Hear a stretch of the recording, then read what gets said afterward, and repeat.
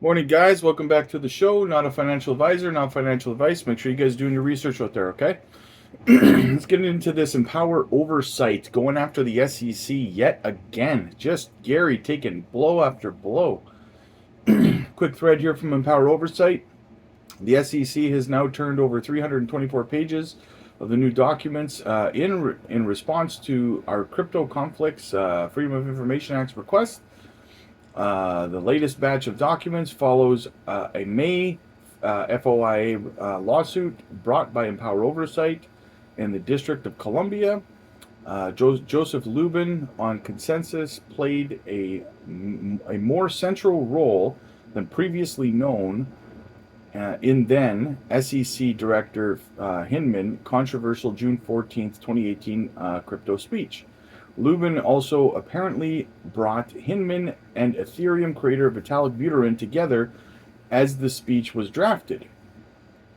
Investors and attorneys closely associated with Ethereum were prominent on the list of the March 28th, 2018 meeting on a crypto safe harbor proposal.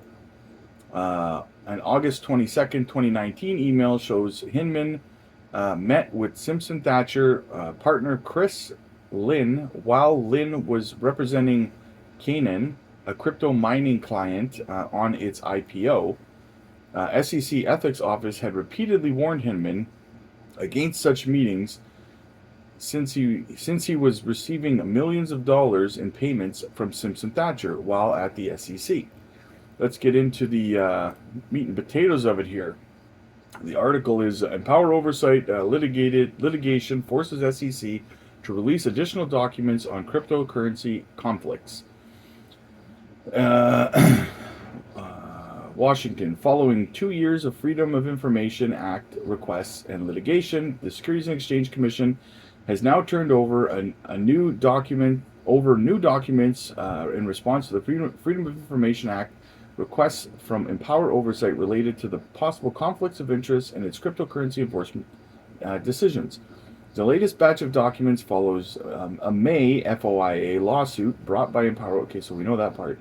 The new documents establish Joseph Lubin and his company Consensus played a much more central role. We just covered that in the thread. Okay, so the SEC has initially agreed to search for the words of communications between SEC officials and promotions of certain cryptocurrencies using a specific list of names that the SEC asked Empower Oversight to provide. However, the SEC then promptly reversed course and had refused to search for those records for nearly 2 years since the August 21st request, which is still the subject of ongoing Freedom of Information Act lawsuit against the SEC.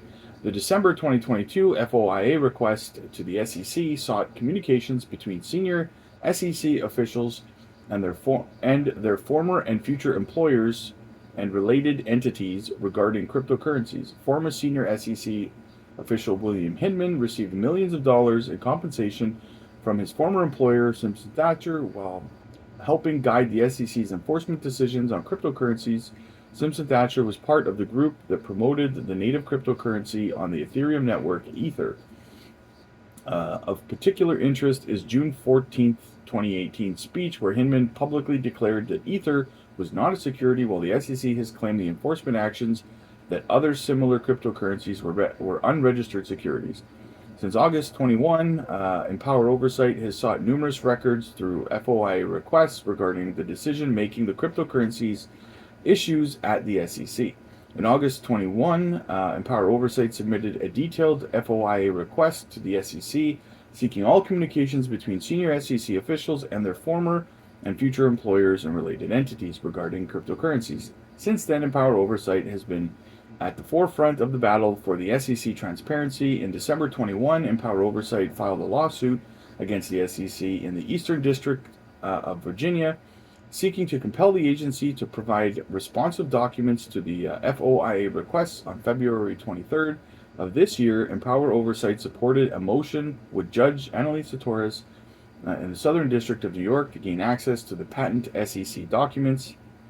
In May 22, Empower Oversight sent a referral to the SEC Inspector General based on documents that raised questions about the failure of the SEC and its ethics office to properly manage Hinman's conflicts of interest regarding cryptocurrency issues.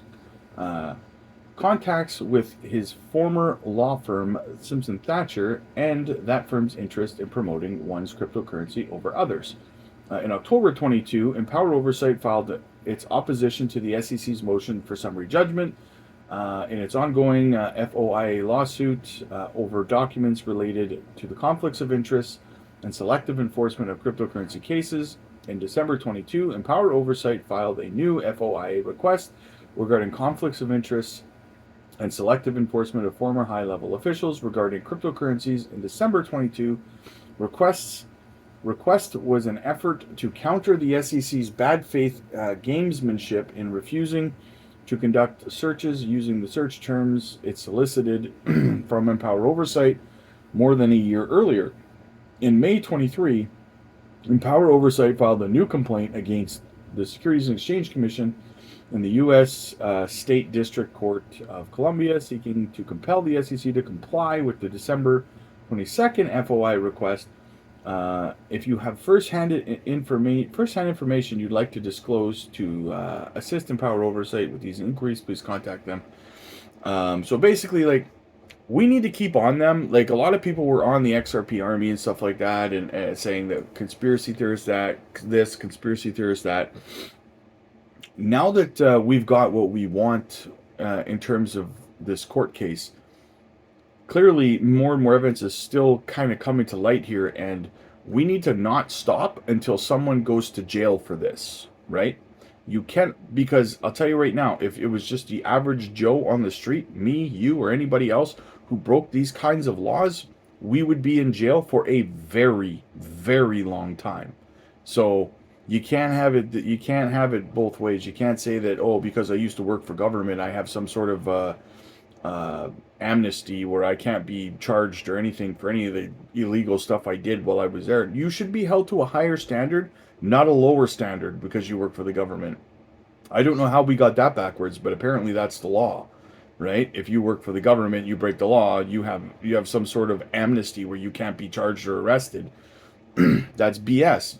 You should be held to a higher standard, not a lower one than the average person. So anyway, guys, let's go Empower Oversight. We've got to be thankful that they're still chipping away at this here. And like and subscribe. See you guys in the next one.